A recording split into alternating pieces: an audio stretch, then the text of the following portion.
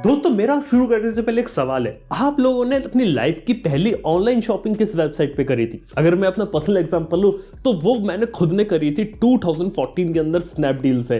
और वहां पे मैंने ऑर्डर कर रहे थे सोनी के हेडफोन जिनकी कीमत बाहर 800 900 1000 की मिलती थी, लेकिन उस समय मेरे को स्नैपडील पे अच्छी डील मिल गई थी 600 700 रुपए के अंदर। लेकिन बात ये नहीं है, बात ये कि एक जमाने में मैंने खुद सबसे पहले स्नैपडील पे शॉपिंग करी, मेरा एक्सपीरियंस अच्छा था और उसके बाद मैं दूसरी प्रोडक्ट्स लेने लग गया, काफी सारे महंगे आइटम्स भी लिए और एक ट्रस्ट बन गया था। लेकिन एक जमाने में जो स्नैपडील थी जिसको हम इतना प्रेफर करते थे, अभी वो कहां पर है? मतलब आखिर ऐसा क्या हुआ? मतलब क्या आप लोग खुद स्नैपडील का यूज करते हो आज के समय में या नहीं करते? ये बात आप मुझे नीचे कमेंट में बताना ना भूलना। और चलिए आज इस वीडियो में बात करते हैं स्नैपडील के बारे में। वीडियो पसंद है तो लाइक कर देना, चैनल को यहाँ पे सब्सक्राइब कर देना। देखो बात किया तो स्नैपडील की शुरुआत हुई थी 2010 में और इंडिया में देखा जाए तो सेकंड पोजीशन ओन करते थे, फ्लिपकार्ट के जस्ट नीचे आते थे और बहुत तेजी से ग्रो कर रहे थे। इवन अमेजन के इंडिया में आने से पहले एक अच्छी खासी मार्केट शेयर था इनका और अमेजन के आने के बाद भी इन्होंने एक अच्छी ग्रोथ यहाँ पे मेंटेन कर रखी थी। यहाँ तक कि मोबाइल फोन कंपनीज के साथ भी बात कर रहे तो जैसे इंडिया में मोबाइल फोन का क्रेज बढ़ाता है, इन्होंने मीजू के साथ भी पार्टनरशिप करके इसके कुछ फोन्स वगैरह यहाँ पे निकाले थे। लेकिन फिर ऐसा क्या होता है कि आखिर ये जो कंपनी है इसके बारे में सब लोग भूल जाते, इसको यूज करने देते और ये बोलते कि फेल हो गई या क्या हो गया। और अभी देखा है तो स्नैपडील की कहानी क्या चल रही है, क्योंकि अभी देखा जाए तो स्नैपडील का जो 1.0 था वो खत्म होकर 2.0 यहाँ पे चल रहा है और यहाँ पे स्नैपडील जो है वो अपने एक नए एरा में एंटर कर चुकी है। तो देखते हैं आखिर स्नैपडील के पीछे की पूरी कहानी क्या थी। देखो स्नैपडील की यहाँ पे शुरुआत हुई थी एक ई-कॉमर्स मार्केट प्लेस से, लेकिन इनका कंसेप्ट बिल्कुल सिंपल था कि जैसे आपको यहाँ पे दुकानें देखने को मिलती है ना मार्केट के अंदर, बहुत सारी छोटी छोटी दुकानें, वो अपना सामान वहां बेचते हैं। बस उनका कंसेप्ट ये था कि इन दुकानों को हमें ऑनलाइन लेके आना है ताकि ये जो अपना जो सामान होता है, अभी डायरेक्टली लोग यूजर को बेचते हैं, इंटरनेट पे आ जाएंगे तो ये लोग अपना सामान सबको बेच पाएंगे। ये सिंपल कंसेप्ट से जो कहानी थी यहाँ पे शुरू होती है इधर। अब इसके अंदर सिंपल चीज है कि जैसे कोई प्रोडक्ट होता है तो ये दुकान वाले से प्रोडक्ट लेते हैं, उसको आगे कंज्यूमर तक ले जाते हैं और बीच में अपना जो कमीशन होता है लोग रखते हैं। इसी सिंपल मॉडल पे लोग यहाँ पे काम कर रहे थे। लेकिन भाई जब इंडिया में फ्लिपकार्ट और अमेजन अपनी ग्रोथ तेजी से बढ़ा रहे थे तो इन्होंने यहाँ पे अपने वेयर हाउस वगैरह स्टैब्लिश करना शुरू कर दिए थे। जैसे आपको याद है फ्लिपकार्ट का WS रिटेल आया था, यहाँ पे क्लाउडटेल होता है अमेजन का जो कि सबसे बड़े सेलर होते हैं, इसके अंदर एक बड़ा सा वेयर हाउस ले लेते, काफी सारे प्रोडक्ट्स बल्क क्वांटिटी में एक जगह इन्होंने भर के रखे ताकि कोई भी ऑर्डर आए तुरंत उसे स्कैन करना है और उसे तुरंत भेज देना है। ये सिंपल सा कंसेप्ट यहाँ पे बड़ी बड़ी कंपनीज कर रही थी और स्नैपडील के साथ शुरुआत में तो काफी अच्छा चले और इवन देखा तो इन्होंने ग्रोथ भी काफी अच्छी पकड़ी थी। जैसे से बात की जाए तो स्नैपडील के पास 5 लाख से ज्यादा इंडिपेंडेंट सेलर्स हो चुके थे और 3700 से ज्यादा शहरों के अंदर लोग डिलीवर कर रहे थे, जो कि काफी बड़ा एक नंबर हो जाता है। मेजॉरिटी पिन कोड को ये लोग सर्व करने लगे थे, यानी कि हर गली मोहल्ले की जो दुकानें एक तरह से स्नैपडील पे आ सकती थी। लेकिन बात यहाँ पे ये है कि आखिर स्नैपडील थोड़ी सी एक अलग अपनी स्ट्रेटेजी चल रही थी। जिसकी बात करें कि स्नैपडील अब सेलर्स के ऊपर डिपेंड करती है और बाकी जो कंपनीज है वो बल्क में जब क्वांटिटी में ऑर्डर हो रहे हैं और बड़े बड़े ऑर्डर आ रहे हैं उन्हें यहाँ पे अच्छे तरीके से फुलफिल कर पा रही थी। स्नैपडील के साथ एक कमी थी। ऐसी स्नैपडील ने स्नैपडील प्लस करके कुछ अपने वेयर हाउस वगैरह करे, लेकिन वह क्वालिटी कंट्रोल के इश्यूज थे।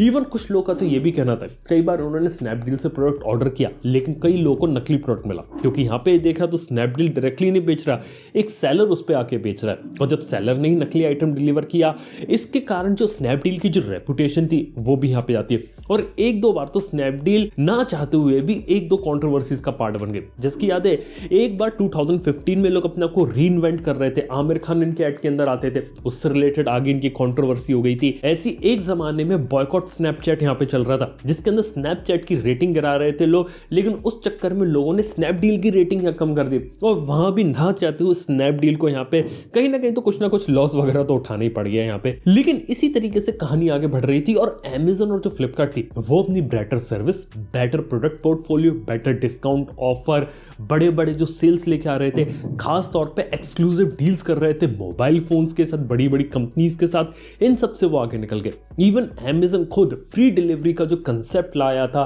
प्राइम मेंबरशिप लेकर आया था, काफी सारी चीजें ले आया था जिससे कंपीट कर पाना किसी दूसरी कंपनी के लिए काफी मुश्किल हो गया था। इवन फ्लिपकार्ट को भी काफी ज्यादा प्रॉब्लम आई थी, इसलिए आगे चलकर उन्होंने फ्लिपकार्ट प्लस निकाला, खुद का वीडियो प्लेटफॉर्म निकाला ताकि ये लोग अमेजन से कंपीट कर सके और हर साल ये अलग अलग लेवल पे सेल, ऑफर, डिस्काउंट वगैरह लगा के अपनी सेल ज्यादा से ज्यादा करने की कोशिश करते हैं। और इन सबसे स्नैपडील यहाँ पे कई बार अच्छे से कंपीट नहीं करवाया। जैसे स्नैपडील ने देखा कि ये लोग फ्री डिलीवरी, फास्ट डिलीवरी दे रहे, तो स्नैपडील ने भी एक कोशिश करी सेलर वगैरह के साथ करने के लिए। इससे सेलर के ऊपर प्रेशर यहाँ पे थोड़ा सा ज्यादा आ गया और इसलिए काफी सारे जो सेलर थे वो यहाँ पे फ्लिपकार्ट और अमेजन के पास चले गए। इसके साथ ही जैसे मोबाइल रिवोल्यूशन हो रहा था तो जहां अमेजन के पास वन प्लस जैसी कंपनी आ गई, दूसरे काफी सारे हैंडसेट ब्रांड्स आ गए, गैलेक्सी की पूरी M सीरीज आ गई, वो सब अमेजन पे एक्सक्लूसिव गए। फ्लिपकार्ट के पास यहाँ पे Xiaomi आ गया, कई बार रियलमी आ गया, पोको आ गया। इस तरीके से कहानी चल रही थी और मोबाइल फोन्स के अंदर भी ये लोग अपनी खास जगह नहीं बना पाए स्नैपडील वाले, और इसी तेजी से यहाँ पे इनका एक डिक्लाइन यहाँ पे शुरू हो गया था 2015 के बाद। यहाँ तक कि एक इंपॉर्टेंट बात ये भी है कि यहाँ पे इन्होंने काफी सारे एक्विजिशन भी किए थे, जिसकी बात करें इन्होंने लगातार बहुत तेजी से ग्रो करने की कोशिश करी, बहुत सारी कंपनीज अंदर लाने की कोशिश करी। ये एक काफी बड़ी प्रॉब्लम थी। एक काफी अच्छा एग्जांपल है फ्री चार्ज का।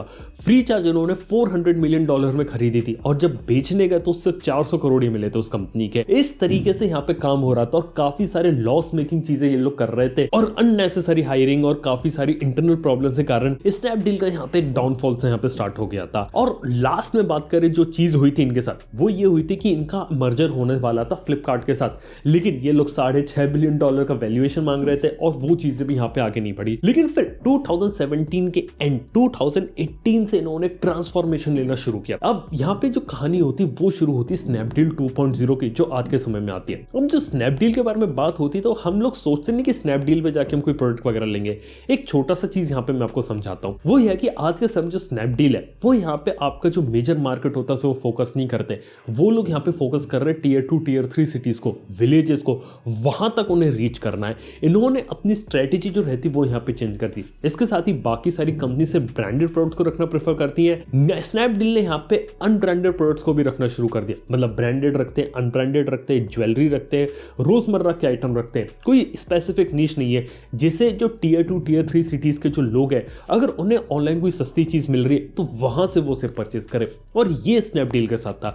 इवन एक बार स्नैपडील वालों से पूछा गया था आखिर स्नैपडील का यूज कौन करता है, हर कोई तो अमेजन फ्लिपकार्ट का यूज करता है। तो उनके पीछे का एक सिंपल से आंसर ये था कि उनकी जो 70% जो सेल्स हो रही है वो टियर 2 टियर 3 सिटीज से हो रही है और उन घरों में उनकी ज्यादा सेल हो रही है जहां पे एक घर की आमदनी 40,000 रुपए से ज्यादा नहीं है। और इस मार्केट को लोग कैप्चर करने की कोशिश कर रहे हैं जहां पे लोग ज्यादा स्पेंड नहीं कर सकते और वो लोग ऑनलाइन आके अगर उनकी दुकान से सामान ले रहे हैं तो यहाँ पे उनको यहाँ पे बेनिफिट है। इसके साथ ही यहाँ पहले इनका डिस्ट्रीब्यूशन स्ट्रेटेजी थोड़ी वीक थी, उसे स्ट्रॉन्ग करा। इसके साथ ही यहाँ पे देखा जाए तो सेलर के साथ रिलेशनशिप खराब था इनका, क्योंकि बात की जाए तो एक ऑनलाइन ई कॉमर्स एक ऐसा बिजनेस रहता है जहां पे आपको सेलर और बायर दोनों खुश करना रहता है और यहाँ पे सेलर को ये लोग खुश नहीं कर पा रहे थे शुरुआत के दिनों में। अब इन्होंने यहाँ पे छोटे छोटे सेलर्स को भी खुश करना शुरू कर दिया जिससे वो भी इसके साथ जोड़े और अपना जो प्रोडक्ट होता है वो यहाँ पे लिस्ट करे। और इनकी स्ट्रेटजी भी अलग थी। जो दूसरी कंपनियां कैशबैक, डिस्काउंट, ऑफर, बड़ी बड़ी सेल लगा के लोगों को अट्रैक्ट करने की कोशिश कर रही थी, इन्होंने थोड़ी अलग स्ट्रेटेजी रखी और अपने जो प्रोडक्ट्स थे, जो छोटे लेवल के प्रोडक्ट्स थे, उनको थोड़ा सा ज्यादा यहाँ पे पुश किया। तो ये एक चीज पे यहाँ पे अच्छे तरीके से ग्रो करे। इसके साथ ही इन्होंने बहुत सारे जो फालतू के एक्विजिशन कर रखे थे वो भी यहाँ पे कम करे। सबसे पहले तो जब कोई भी कंपनी जब नीचे जाती है